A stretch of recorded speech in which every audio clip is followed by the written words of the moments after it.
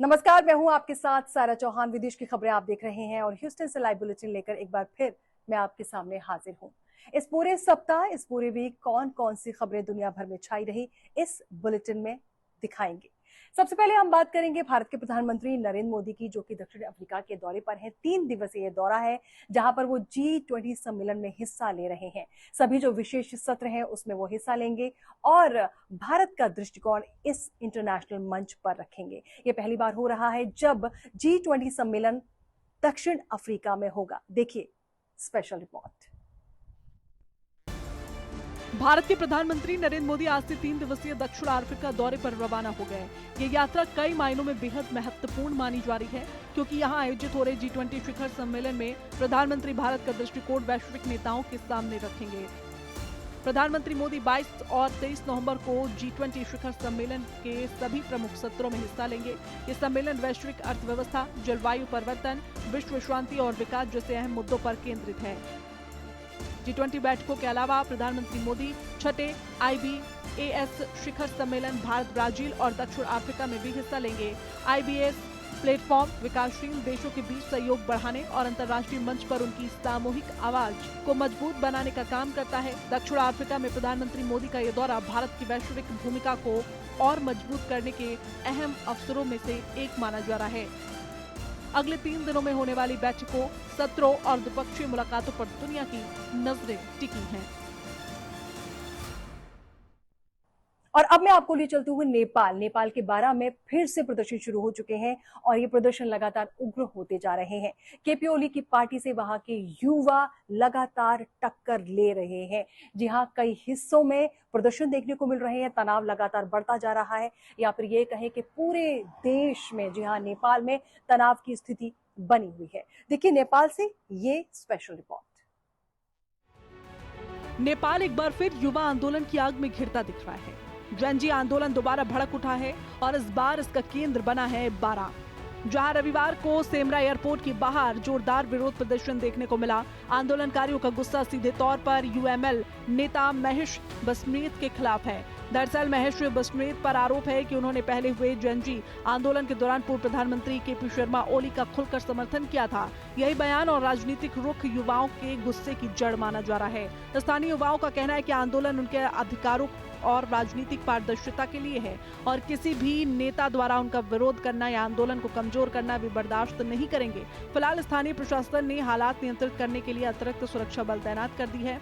कई जगहों पर पुलिस और प्रदर्शनकारियों के बीच हल्की झड़प की खबरें भी सामने आई हैं। हालांकि स्थिति अभी काबू में बताई जा रही है। नेपाल में यूथ ड्रिवन ये आंदोलन आगे किस दिशा में जाएगा, इस पर पूरी दुनिया की नजरें टिकी हैं। फिलहाल 12 जिला प्रदर्शन का नया केंद्र बन चुका है और हालात को शांत करने की जिम्मेदारी अब सरकार और प्रशासन के कंधों पर है।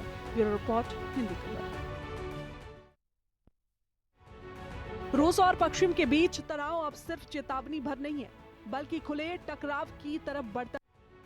रूस और पश्चिम के बीच तनाव अब सिर्फ चेतावनी भर नहीं है, बल्कि खुले टकराव की तरफ बढ़ता दिख रहा है। जहां एक तरफ रूस अपनी सैन्य क्षमता को लगातार अपग्रेड कर रहा है, रॉकेट फोर्स, हाइपरसोनिक मिसाइलें और बॉर्डर पर तैनात हजारों सैनिक, वहीं दूसरी तरफ नाटो भी अपनी ताकत को पूर्वी यूरोप में फैलाना शुरू कर चुका है। सबसे बड़ी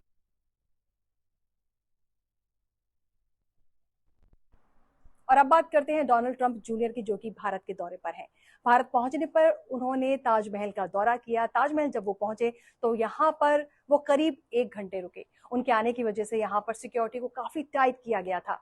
हालांकि वो सिर्फ ताजमहल घूमने ही नहीं आए हैं, बल्कि भारत में वो एक हाई प्रोफाइल शादी भी अटेंड करने वाले हैं। वैसे आपको बता दें कि डोनाल्ड ट्रंप, जी हाँ, अमेरिका के प्रेसिडेंट डोनाल्ड ट्रंप यहाँ पर फरवरी 2020 में यानी कि भारत में पहुंचे थे और उन्होंने भी यहाँ पर यानी कि ताजमहल का दौरा किया था। देखिए रिपोर्ट।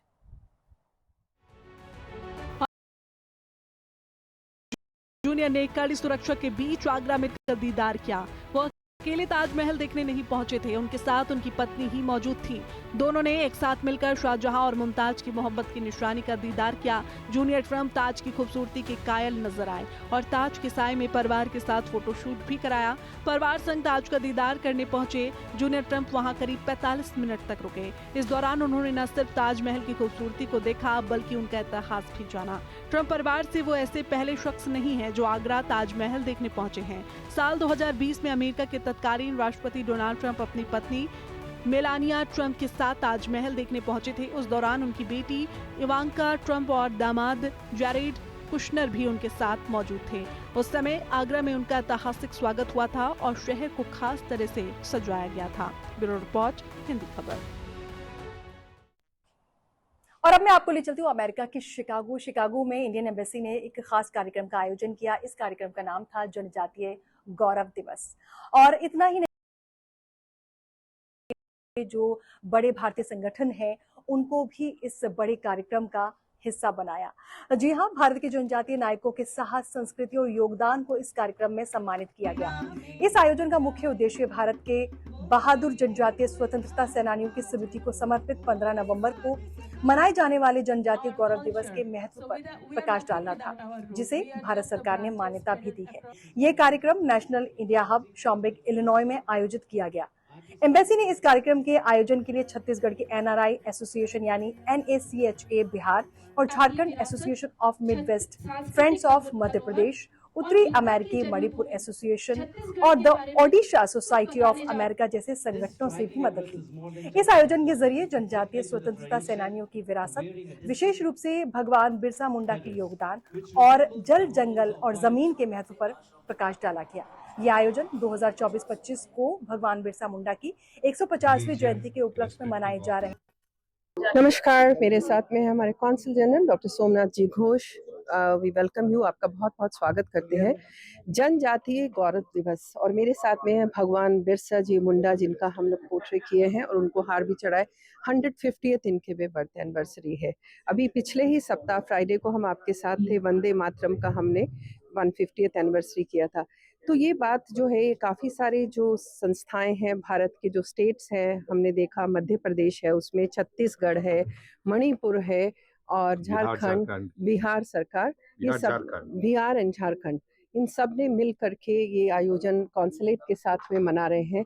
तो ये बहुत ज़रूरी है, बिकॉज जो कंट्रीब्यूशन इनका रहा है वो अगर हम अपनी आने वाली पीढ़ी को नहीं बताएंगे तो it's a big loss for us. नमस्कार सबको, जनजातीय दिवस में, गौरव दिवस में मेरा शुभेच्छा। आप सही बताएं, आप सोचिए 150 साल पहले का, उसी समय का बारे सोचिए। एक तरफ वंदे मातरम लिखा जा रहा है, पूरा देश उसमें वो आ जाएंगे, जग जाएंगे। दूसरा तरफ जिसको हम पिछड़े मानते हैं, समाज से अलग मानते थे, तब तक जो आदिवासी है, जनजाति जो है, पूरा देश में वो भी जाग रहे हैं। बिरसा मुंडा जैसे महान व्यक्तित्व आए हैं। अब मैं बंगाल से हूँ, वहाँ सिद्धू खान हो, वो संताल कम्युनिटी से आते हैं, समुदाय से। पूरा देश में देखें, नॉर्थ ईस्ट जाग रहा है, मध्य प्रदेश, झारखंड, पूरा। तो ये जो भारत का जागरण उस समय हो रहा था, जो महान लोगों ने उस टाइम हमारा पास आए हैं, उनको हम याद कर रहे हैं। और ये केवल याद करना नहीं और एक दिन का नहीं, जो सही इतिहास है देश का, इसमें हम वापस जा रहे हैं। जो सही इतिहास है, हम कौन है, ये ढूंढने के लिए हमें उसी समय का चर्चा करना पड़ेगा, वो लोग का और वो व्यक्तियों का चर्चा करना पड़ेगा जिसने हमारा देश का आइडेंटिटी, हमारा जो यह स्वरूप है, हम कौन है, इसको बताया, लोगों को जगाया। तो इसको हम यहाँ स्मरण कर रहे हैं।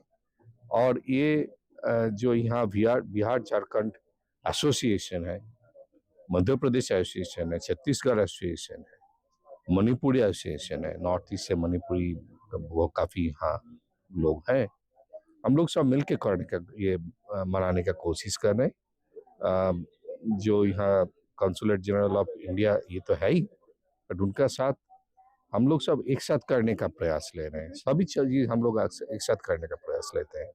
क्योंकि जो कंट्रीब्यूशन था उन लोगों का, जैसे आपने कहा, उसको हमको लोगों को दिखाने की ज़रूरत है और बताने की ज़रूरत है, क्योंकि कुछ नाम लुप्त हो गए थे समय के साथ में।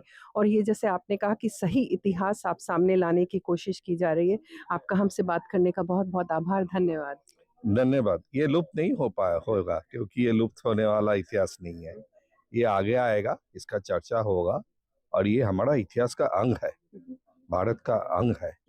ये गौरवमय जो इतिहास है, ये आगे बढ़ते जाएगा, और इसी साल नहीं, हर साल ये होगा आगे। नमस्कार। नमस्कार।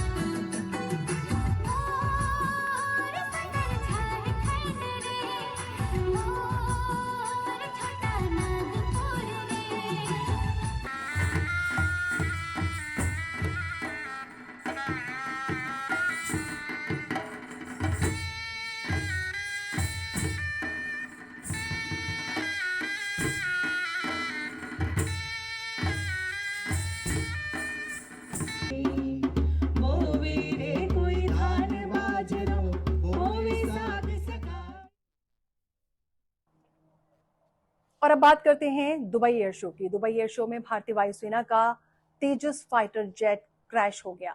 पिछले 20 महीनों में ये दूसरा ऐसा मामला है जब तेजस फाइटर जेट क्रैश हुआ है। इस हादसे के बाद ये सवाल खड़ा हो रहा है कि क्या ये वाकई हादसा था या फिर कोई तकनीकी खराबी।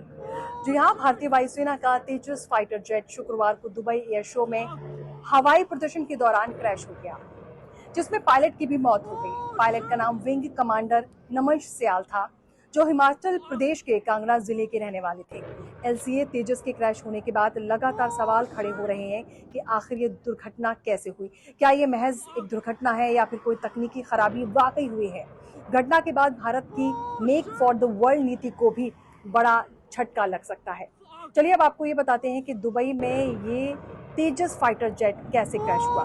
दुबई एयर शो के आखिरी दिन प्रदर्शनी के दौरान जब लाइट कॉम्बैट एयरक्राफ्ट यानी कि एलसीए तेजस क्रैश हुआ, उस वक्त वहां हजारों की संख्या में दर्शक मौजूद थे।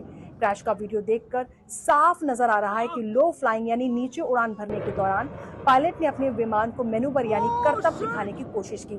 उसी दौरान विमान अचानक नीचे गिर गया। पायलट को विमान से इजेक्ट करने का मौका अब तक नहीं मिल पाया। क्रैश का वीडियो देखकर ऐसा भी लग रहा है कि पायलट ने आखिरी वक्त तक एयरक्राफ्ट को कंट्रोल करने की पूरी कोशिश की, क्योंकि इजेक्ट करने की सूरत में लड़ाकू विमान ड्रिफ्ट होकर या तो दर्शकों के ऊपर गिर सकता था या फिर एयरबेस पर खड़े एयरक्राफ्ट पर भी गिर सकता था। वायुसेना ने कोर्ट ऑफ इंक्वायरी के अब आदेश दे दिए हैं, जिससे दुर्घटना के कारणों का पता लगाया जा सके। पिछले 20 महीनों में एलसीए तेजस का ये दूसरा बड़ा क्रैश है। इससे पहले मार्च 2024 में राजस्थान के पोखरण में वायुसेना की एक अहम एक्सरसाइज के दौरान भी जैसलमेर शहर के बाहरी हिस्से में तेजस क्रैश हो गया था। लेकिन उस दौरान पायलट ने क्रैश से पहले एयरक्राफ्ट से अपने आप को इजेक्ट कर लिया था, लेकिन इस बार पायलट को वो मौका नहीं मिल पाया। Oh, shit! Fuck! Oh, shit! Fuck! Oh, shit! Fuck!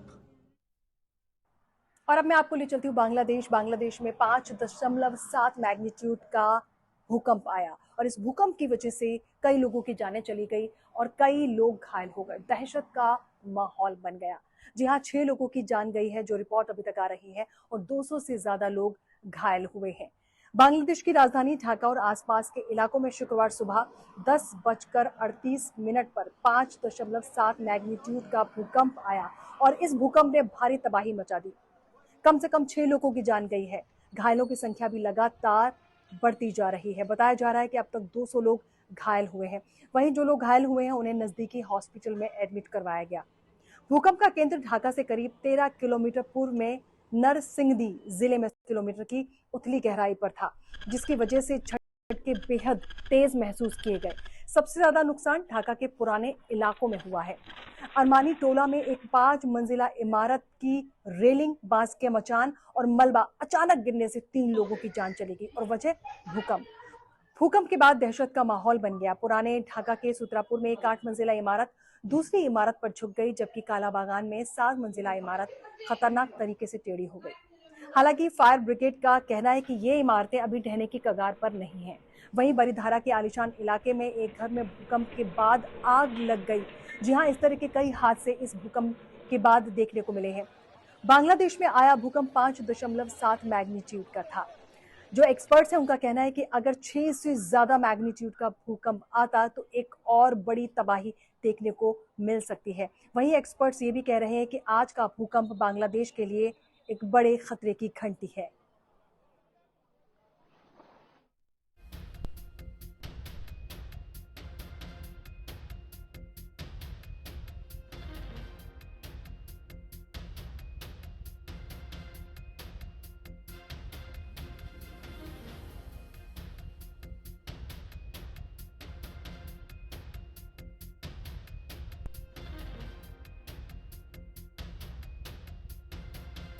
কইছে নিউ মার্কেট এলাকায় যে বিল্ডিংটা পইরা গেছে, বিল্ডিংটা পইরা একপাশে ডাইভার গেছে, ডাইভার যাওয়ার কারণে এই যে আরেকটা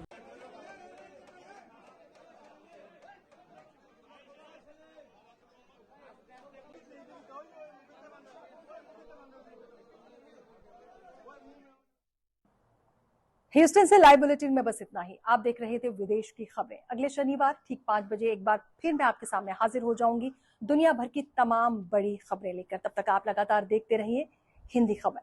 नमस्कार।